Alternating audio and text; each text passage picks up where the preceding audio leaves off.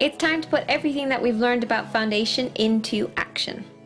Step 1 is to cleanse the skin, so I'm using my cleanser here, and this will make sure that our foundation goes on better, lasts longer because the skin is smooth and fresh. Step 2 is to tone, so I'm taking my cotton pad, I'm going to soak it in some of my toner and wipe it over the skin. A toner is basically just a liquid that you don't have to rinse off, and it's like a secondary step to cleansing.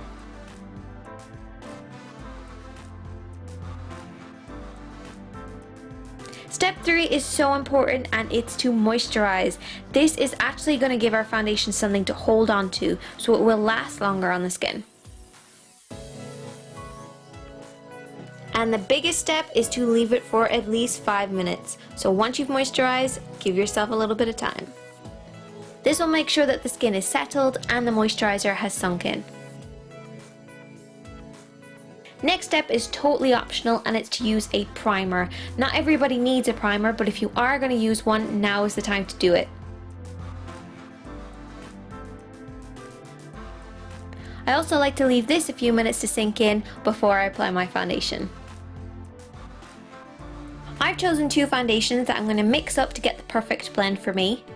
If you're still unsure about picking the right foundation, shade or tone, you can check the link at the bottom of the screen.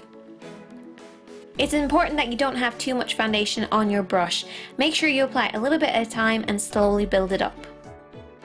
I'm going to stipple on my foundation with my F20, but it's totally up to yourself what application you decide to go with. If you're still unsure about what application will suit your skin type, you can check the link at the bottom.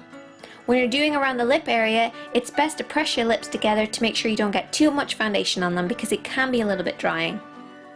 Don't forget to do the eyelids, just make sure you don't get too much foundation in your eyebrows. Once I've used up all the product and the brush is pretty much clean, I like to go back over the face just to make sure it's nicely evenly blended. It's important to get around the hairline, down the neck, the jawline, the nose area, and this will give you a really natural, flawless finish. I also like to go back over my eyebrows just to make sure I don't have any foundation in them, so you can use a spoolie or a clean tissue.